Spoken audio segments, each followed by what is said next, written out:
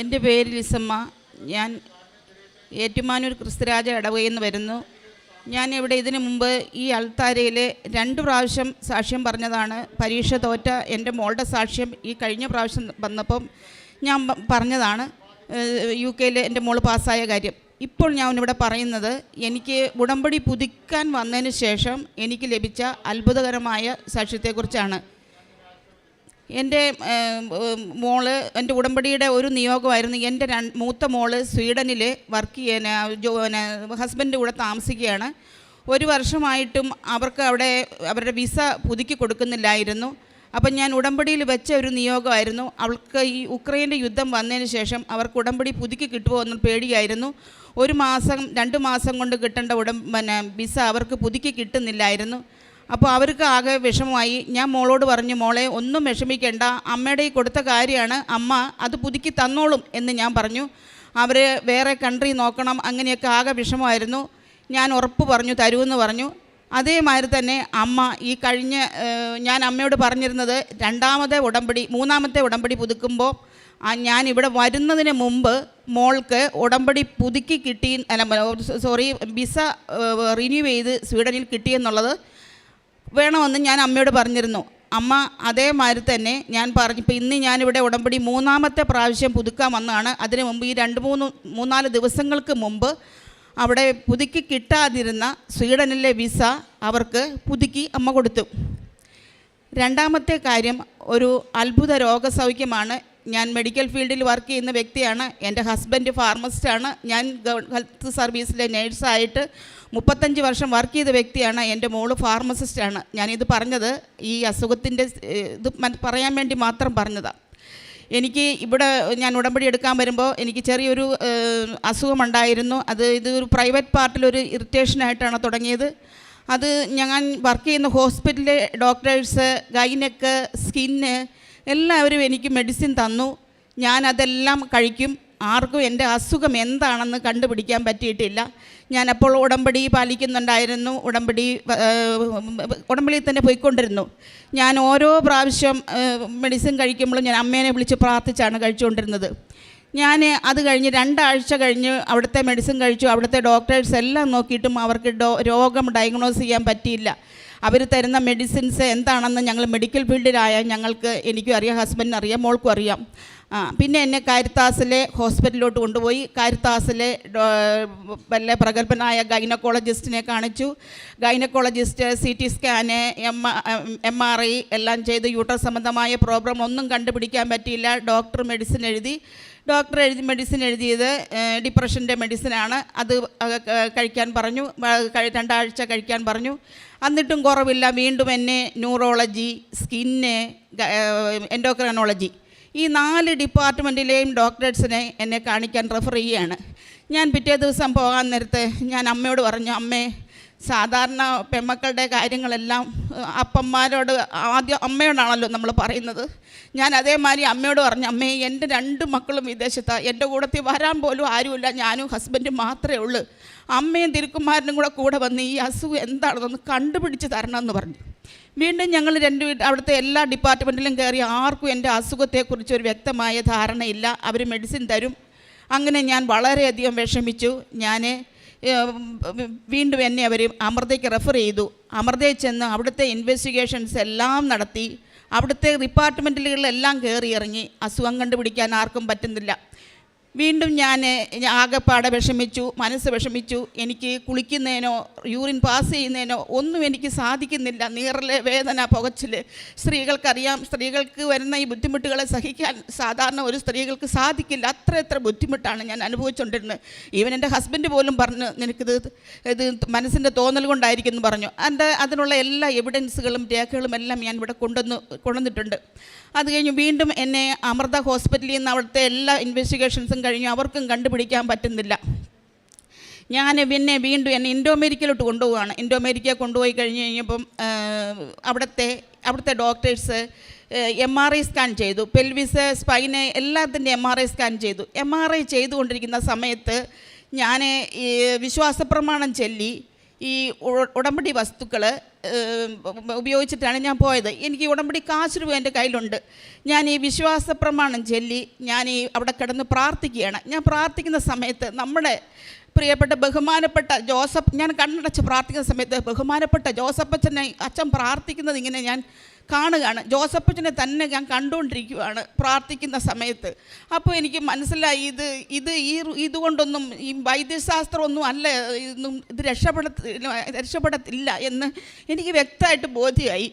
ഞാൻ പിന്നെ വീണ്ടും ഇവിടെ വന്ന് നമ്മുടെ ബഹുമാനപ്പെട്ട ജോസഫ് അച്ഛൻ്റെ അടുത്ത് വന്നപ്പോൾ അച്ഛൻ എൻ്റെ തലയിൽ കൈവച്ച് പ്രാർത്ഥിച്ചിട്ട് അച്ഛൻ ഇങ്ങനെ എൻ്റെ കവളെ തട്ടി ഒന്നും പറഞ്ഞില്ല അച്ഛൻ. ചിലരോടൊക്കെ അച്ഛൻ സാക്ഷ്യം പറയാൻ പറഞ്ഞു, എന്നോടൊന്നും പറഞ്ഞില്ല അച്ഛൻ. അപ്പോൾ ഞാൻ ഓർത്ത്, അയ്യോ അച്ഛൻ എന്നോടൊന്നും പറഞ്ഞില്ലല്ലോ എന്ന് വിചാരിച്ച് ഞാനങ്ങ് പോയി. പിറ്റേ ദിവസം മുതലേ ഞാൻ എൻ്റെ വീട്ടിൽ വെച്ച് ഞാൻ ഉടമ്പടി പ്രാർത്ഥന ചൊല്ലുന്നുണ്ടായിരുന്നു. ഉടമ്പടി പ്രാർത്ഥന ചൊല്ലുന്നുണ്ട്, കൃത്യമായിട്ട് പാലിക്കാൻ സാധിക്കുന്ന മാതിരി ശ്രദ്ധിക്കുന്നുണ്ട്. ഞാൻ ഉടമ്പടി തൈലത്തിനും ഉടമ്പടി വസ്തുക്കൾക്ക് ഞാൻ പ്രാധാന്യം കൂടുതൽ കൊടുക്കാൻ തുടങ്ങി. മരുന്നിലുള്ള കോൺസെൻട്രേഷൻ ഞാൻ വിട്ടു. ഞാൻ പിന്നെ രോഗികളെ ഉടമ്പടി വസ്തുക്കൾ ഉപ്പ്, തേൻ, തൈലവും ഉപ്പും കൂടി ഞാൻ തേച്ച് ഞാൻ കുളി കഴിയുമ്പം ഞാൻ അപ്ലൈ ചെയ്യും. ഡോക്ടേഴ്സ് തന്ന ഓയിൻമെൻറ്റ് മാറ്റി വെച്ച് പിന്നെ ഞാൻ കുളിക്കുന്ന വെള്ളത്തിൽ ഉപ്പിടുമായിരുന്നു. വിശ്വാസ പ്രമാണം ചൊല്ലിയിട്ടാണ് ഞാൻ കുളിച്ചുകൊണ്ടിരുന്നത്. യൂറിൻ പാസ് ചെയ്യാൻ ബാത്റൂമിൽ പോകുമ്പോഴും ഞാൻ കരയുമായിരുന്നു. കാരണം എനിക്ക് അത്ര ബുദ്ധിമുട്ടായിരുന്നു. എനിക്ക് ഈ ലോകത്ത് ഈ 6 ഹോസ്പിറ്റലിൽ എന്നെ കൊണ്ടുപോയി 11 ഡോക്ടേഴ്സിൻ്റെ അടുത്ത് ഞാൻ എൻ്റെ രോഗം വിശദീകരിച്ചു. രോഗത്തിന് ആർക്കും കണ്ടുപിടിക്കാൻ പറ്റിയില്ല. നമ്മുടെ ജോസഫ് അച്ഛനെ തലയെ കൈവച്ച് പ്രാർത്ഥിച്ചതിൻ്റെ പിറ്റേ ദിവസം ഈ MRI ചെയ്യുന്ന സമയത്ത് ഇത് കണ്ടതിന് ശേഷം ഞാൻ വീണ്ടും ഉടമ്പടി വസ്തുക്കൾക്ക് കോൺസെൻട്രേഷൻ ചെയ്തു. ഞാൻ രോഗികളെ കുറച്ച് ദൂരെയുള്ള ഒരു ഓൾഡ് ഏജ് ഹോമിൽ പോയി രോഗികളെ കുളിപ്പിക്കാനുള്ള അവസരം കണ്ടെത്തി. രോഗികളെ കുളിപ്പിക്കാനും പിന്നെ അങ്ങനെ ഉടമ്പടി പ്രാർത്ഥനയ്ക്കും അമ്മയോട് കരഞ്ഞ് ഞാൻ പറഞ്ഞ്, അമ്മ എനിക്കിത് സൗഖ്യപ്പെടുത്തി തരണമെന്ന് ഞാൻ പറഞ്ഞു. എൻ്റെ മക്കളോട് പോലും ഞങ്ങൾ രണ്ടുപേരും ഈ വിവരം പറഞ്ഞിരുന്നില്ല. കാരണം മക്കൾ വിദേശത്തായതുകൊണ്ട് അവർ വിഷമിക്കും. അവർ വിളിക്കുമ്പം ഹോസ്പിറ്റലിലാണെങ്കിൽ എന്തെങ്കിലും ഇൻവെസ്റ്റിഗേഷൻസ് ചെയ്യുകയാണെങ്കിൽ ഞങ്ങൾ പറയും വീട്ടിലാണെന്ന് പറയും. കാരണം അവരെ അറിയിച്ചിട്ടില്ല, അവർ സങ്കടപ്പെടും. 3 പെൺകുഞ്ഞുങ്ങളാണ്, 2 പേര് വിദേശത്ത് വർക്ക് ചെയ്യുന്നു, ഒരാൾ ഹോസ്റ്റലിൽ മാറി നിന്ന് പഠിക്കുന്നു. അപ്പം ഞങ്ങൾ അവരോട് പോലും പറഞ്ഞില്ല. എന്നിട്ട് ഞാൻ വീണ്ടും ഈ പ്രാർത്ഥന ചൊല്ലി പ്രാർത്ഥിച്ചുകൊണ്ടിരുന്നു. എനിക്ക് അച്ഛനെ കണ്ട പിറ്റേ ദിവസം മുതൽ എൻ്റെ ചൊറിച്ചിലിൻ്റെ അസ്വസ്ഥത കുറയുകയാണ്. എനിക്ക് പിന്നെ ഞാൻ ആ മരുന്നെന്നുള്ള കാര്യം ഞാൻ മറന്നു പോവുകയാണ്. സമയത്ത് രാവിലെയും വൈകുന്നേരം കഴിക്കേണ്ട മെഡിസിൻ ഞാൻ കഴിക്കാൻ മറന്നു പോകുന്നു. എനിക്ക് അമ്മ എന്നെ സൗഖ്യപ്പെടുത്തതായിട്ട് എനിക്ക് പ്രത്യേക ഒരു ഇതാണ്. കാരണം എനിക്ക് തന്നെ ബോധ്യമുണ്ട്. ഈ ഡോക്ടേഴ്സ് അവസാനം പറഞ്ഞത്, MRI ചെയ്തപ്പോൾ പറഞ്ഞത് നെർവ് മിസ്ഫിയറിംഗ് ഉള്ള ഒരു അസുഖമാണ്. മെഡിക്കൽ ഫീൽഡിലെ ഡോക്ടേഴ്സോ നഴ്സസോ ആരെങ്കിലും ഇവിടെ ഇരിപ്പുണ്ടെങ്കിൽ അവർക്ക് മനസ്സിലാകാൻ സാധിക്കും. നെർവ് മിസ്ഫിയറിംഗ് എന്ന് പറഞ്ഞാൽ അതിന് മെഡിസിൻ ഇല്ല. അങ്ങേയറ്റം വരെ നമ്മൾ മെഡിസിൻ കഴിച്ചുകൊണ്ടിരിക്കണം, ഇതിന് കുറയത്തില്ല. അങ്ങനെയാണ് ഡോക്ടർ എന്നോട് പറഞ്ഞു, ഇത് ഒരു കുറയാൻ സാധ്യതയില്ല, നിങ്ങൾ ലൈഫ് ലോങ് മെഡിസിൻ എടുക്കേണ്ടി വരും. ഇത് കാണുന്നത് നെർവ് മിസ്ഫിയറിംഗ് ആണോ എന്ന് പറഞ്ഞു. കാരണം ഇൻഡോ അമേരിക്കയിലെ പ്രശസ്തനായ ഡോക്ടറാണ് ഡോക്ടർ പരമേശ്വരൻ. കേരളം മൊത്തം അറിയുന്ന ഡോക്ടറാണ്. ആ ഡോക്ടർക്കും എൻ്റെ MRI റിപ്പോർട്ടിനകത്ത് എന്താണെന്ന് കണ്ടുപിടിക്കാൻ പറ്റിയില്ല. അവസാനം ഡോക്ടർക്ക് ഇത് കണ്ടുപിടിക്കാൻ സാധിക്കാൻ തോന്നിട്ട് ഡോക്ടറും അവിടുത്തെ ഡോക്ടേഴ്സ് എല്ലാം കൂടെ ഗ്രൂപ്പ് സ്റ്റഡി നടത്തി. 1 മണിക്കൂർ സമയം ഡോക്ടേഴ്സ് എല്ലാം മാറിയിരുന്ന് ചർച്ച ചെയ്തു എൻ്റെ ഇൻവെസ്റ്റിഗേഷൻസും ഞാൻ കഴിച്ച മെഡിസിൻസ് എല്ലാം. അവസാനം ഡോക്ടർ പറഞ്ഞു നമുക്ക് നോക്കാം എന്ന് പറഞ്ഞു വിട്ടു. പക്ഷേ ഞാൻ വീട്ടിൽ വന്ന് പിന്നെ മെഡിസിൻ ഞാൻ നിർത്തിവെച്ചു. ഉടമ്പടി വസ്തുക്കൾ മാത്രം കോൺസെൻട്രേറ്റ് ചെയ്ത് അമ്മേനെ ഞാൻ വട്ടം പിടിച്ച് ഞാൻ അമ്മയോട് പറഞ്ഞു, എനിക്കിത് സുഖപ്പെടുത്താതിരിക്കാൻ പറ്റത്തില്ല അമ്മയെ. പെങ്ങമക്കളുടെ അസുഖം അമ്മമാർക്കാണ് ഉത്തരവാദിത്തം. അപ്പനോട് പോലും പറയുന്നത് രണ്ടാമതാണ്. അതുകൊണ്ട് അമ്മ എനിക്കിത് സൗഖ്യം തന്നേ പറ്റൂ എന്ന് പറഞ്ഞ് അമ്മ എനിക്ക് ഓരോ ദിവസവും എനിക്ക് എൻ്റെ അസുഖത്തിന് വ്യത്യാസം വന്നുകൊണ്ടിരുന്ന് മരുന്ന് കഴിക്കാൻ ഞാൻ മറന്നുപോയി. ഞാൻ എൻ്റെ മരുന്ന് ഇത് ഇപ്പോൾ ഇവിടെ കൊണ്ടുവന്ന് അച്ഛനെ കൊണ്ടുവന്ന് കാണിച്ചു. ഡോക്ടേഴ്സ് കഴിക്കണമെന്ന് പറഞ്ഞ മരുന്ന് ഞാൻ തന്നെ അങ്ങ് നിർത്തി. എനിക്ക് ഉടമ്പടി തൈലവും ഉടമ്പടി ഉപ്പും ഉപയോഗിച്ച് ഞാൻ പിന്നെ പ്രാർത്ഥന ചൊല്ലി എനിക്കിപ്പം എൻ്റെ അസുഖത്തിന് പരിപൂർണമായ സൗഖ്യം തന്ന് എൻ്റെ പരിശുദ്ധ അമ്മയും തിരുക്കുമാരനും ഞങ്ങളുടെ കുടുംബത്തെയും അനുഗ്രഹിച്ചു. എനിക്ക് ഒരു കാര്യം മാത്രമേ പറയാനുള്ളൂ, ഒറ്റ കാര്യമേ പറയാനുള്ളൂ. ഇതൊന്നും എന്താ പറയുക, നമ്മുടെ മെറിറ്റല്ല. നമ്മുടെ ബഹുമാനപ്പെട്ട ജോസഫ് അച്ഛൻ പറയുന്ന മാതിരി ഇതൊന്നും നമ്മുടെ മെറിറ്റല്ല, ദൈവത്തിൻ്റെ ഗ്രേസ് മാത്രമാണ്. മെഡിക്കൽ ഫീൽഡിൽ 35 വർഷത്തെ പരിചയമുള്ള ഒരു ഹെൽത്ത് സ്റ്റാഫായ ഞാൻ പറയുകയാണ്. പിന്നെ ഞാനിപ്പോൾ മനസ്സിലാക്കുന്നത് ഏറ്റവും വലിയ സ്പെഷ്യലിസ്റ്റായ ഡോക്ടർ ഈശോ തന്നെയാണ്. ഏറ്റവും വലിയ സ്പെഷ്യലിസ്റ്റായ ഡോക്ടർ അമ്മയാണ്.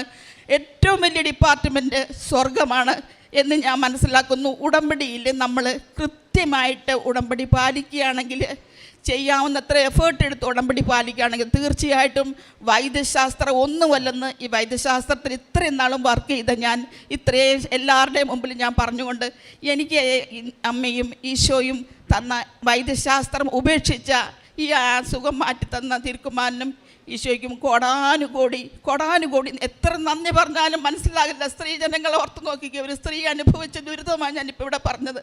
ഒരു സ്ഥലത്ത് പോകാൻ പറ്റത്തില്ല, ഒരു കുർബാനയ്ക്ക് പോലും നിൽക്കാൻ എനിക്ക് പറ്റില്ല, അത്ര അസ്വസ്ഥതയായിരുന്നു. തുണി കൂട്ടി ഞാൻ ചൊറിയും, പൊട്ടും, അവിടെ കംപ്ലീറ്റ് ആയ ഏരിയ പൊട്ടിയിരിക്കുമായിരുന്നു. പിറ്റേ ദിവസം മുതൽ ഉടമ്പടി തേക്കാൻ തുടങ്ങിയ ദിവസം മുതൽ ആ പൊട്ടിയത് എന്ത് പോലും ഞാൻ കണ്ടില്ല. കംപ്ലീറ്റ് അത് ഹീലായി. എനിക്കിപ്പം മരുന്നുമില്ല, ഒന്നുമില്ല. ഞാൻ കഴിച്ചുകൊണ്ടിരുന്ന മെഡിസിൻ ഈ ഫയലിനകത്ത് ഞാൻ അച്ഛനെ കൊണ്ട് കാണിച്ചു. എൻ്റെ റിപ്പോർട്ടിൻ്റെ ഫയലാണ് ഞാനിപ്പോൾ കാണിച്ചത്. MRI അടക്കം ഞാനവിടെ കൊണ്ടുവന്നിട്ടുണ്ട്. യേശുവിനും തിരുക്കുമാരനും പരിശുദ്ധ അമ്മയ്ക്കും കോടാനുകൂടി നന്ദി പറഞ്ഞുകൊണ്ട് ഞാൻ എൻ്റെ സാക്ഷ്യം ഇവിടെ നിർത്തുന്നു.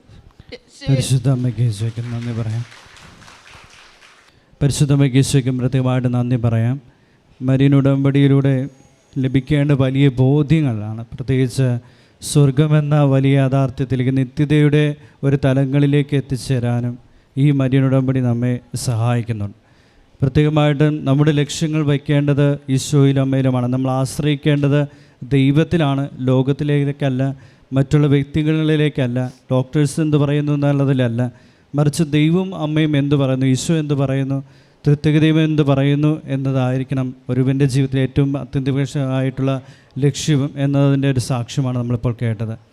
പരിശുദ്ധയമ്മ ഈ ഒരു വലിയ ബോധ്യത്തിലേക്കാണ് ഉടമ്പടിയിലൂടെ ഓരോ വ്യക്തികളെയും ക്ഷണിക്കുന്നത്. അതിനമ്മ പറയുന്നത് യോഹന്നാൻ 2:5 അവൻ പറയുന്നത് പോലെ ചെയ്യുക എന്ന് പറഞ്ഞാൽ കർത്താവിനോടൊപ്പം ചേർന്ന് നിൽക്കുക, ഈശോയോടൊപ്പം ചേർന്ന് നടക്കുക, ഈശോയുടെ സ്നേഹം അനുഭവിക്കുക, തൃത്വിക ദൈവത്തിൻ്റെ സ്നേഹം അനുഭവിച്ചറിയുക എന്നുള്ളതാണ് അതിൻ്റെ അർത്ഥം. അപ്പോൾ ആ സ്നേഹം അനുഭവിച്ചറിയുന്നവൻ പിന്നീട് ഒരിക്കലും ലോകത്തിൻ്റെ വാക്കുകളിലേക്കല്ല നോക്കുക. എന്ത് എൻ്റെ മുമ്പിൽ ഉണ്ടായാലും അതിൽ ദൈവം എന്ത് പറയുന്നു എന്നതിലാണ് എപ്പോഴും ശ്രദ്ധയുണ്ടാവുക. 4-5ഓളം ഹോസ്പിറ്റലുകളിൽ പോയി 11ഓളം ഡോക്ടേഴ്സിനെ കാണിച്ചു. അവർക്ക് ആർക്കും കണ്ടുപിടിക്കാൻ പറ്റാത്ത രോഗം മാതാവും ഈശോയുടെ കണ്ടുപിടിക്കുക മാത്രമല്ല, ഉടമ്പടി നേർച്ച വസ്തുക്കൾ ഉപയോഗിച്ചതിന് ഫലമായി വിശ്വാസം പ്രമാണം ചൊല്ലി കർത്താവായ യേശുക്രിസ്തുവിനെ കർത്താവായിട്ട് ഹൃദയത്തിൽ അംഗീകരിച്ചുകൊണ്ട് അതരം കൊണ്ട് ഏറ്റുപറഞ്ഞ്, ഹൃദയം കൊണ്ട് വിശ്വസിക്കുകയും അതരം കൊണ്ട് ഏറ്റുപറയുക, റോമ 10:9 പ്രകാരം ആ വിശ്വാസത്തോടെ ചൊല്ലുമ്പോൾ കർത്താവിൻ്റെ ശക്തി ഇറങ്ങി വരികയാണ്. അങ്ങനെ കർത്താവിൻ്റെ ശക്തി ഈ നേർച്ച വസ്തുക്കളിൽ ഇറങ്ങി വന്നപ്പോൾ പരിപൂർണ സൗഖ്യം അനുഭവിക്കാനിടയായി. പരിശുദ്ധ അമ്മ ഈ മകളെ സൗഖ്യപ്പെടുത്തി. അത്രമാത്രം മാനസികമായി അനുഭവിച്ചിരുന്ന വേദനയിൽ നിന്ന് സന്തോഷത്തിലേക്കും സമാധാനത്തിലേക്കും ധൈര്യത്തോടെ സമൂഹത്തിന് മുമ്പിൽ ഇറങ്ങിച്ചെല്ലാൻ തക്കവിധം ഈ അമ്മയെ പരിശുദ്ധ അമ്മ കൈപിടിച്ചുയർത്തി. അത് എഫെസോസ് 2:8 പറയുന്നത്, വിശ്വാസം വഴി കൃപയാലാണ് നിങ്ങൾ രക്ഷിക്കപ്പെട്ടത്, അത് നിങ്ങൾ നേടിയെടുത്തതല്ല, ദൈവത്തിൻ്റെ ദാനമാണ്. മെറിറ്റ് നഷ്ടപ്പെട്ട് കൃപ ഇറങ്ങി വന്ന് പരിപൂർണ സൗഖ്യത്തിലേക്ക് അമ്മ ഈശോയും ഈ മകളെ കൂട്ടിക്കൊണ്ടുവന്നു. അതിനോർത്ത് നമുക്ക് ഈ സഹോദരിയോടൊപ്പം പരിശുദ്ധ അമ്മയ്ക്ക് ഈശോയ്ക്കും കോടാനുകോടി നന്ദി പറഞ്ഞുകൊണ്ട് തൃത്വിക ദൈവത്തെ മഹത്വപ്പെടുത്തി കരമടിച്ച് അവിടുത്തെ ആരാധിക്കാം. ഈശോയെ നന്ദി, ഈശോ ആരാധന, ഈശോയെ മഹത്വം. അത്യപൂർവ ദൈവാനുഭവങ്ങൾ ഇനി നിങ്ങൾക്കും സ്വന്തം. ഈ യൂട്യൂബ് ചാനൽ ഇതുവരെ സബ്സ്ക്രൈബ് ചെയ്തിട്ടില്ലെങ്കിൽ ഇപ്പോൾ തന്നെ സബ്സ്ക്രൈബ് ചെയ്യുക. ഈ വീഡിയോ ഇപ്പോൾ തന്നെ നിങ്ങളുടെ സുഹൃത്തുക്കൾക്ക് ഷെയർ ചെയ്തുകൊണ്ട് കർത്താവിൻ്റെ പ്രേക്ഷിതരാകുക.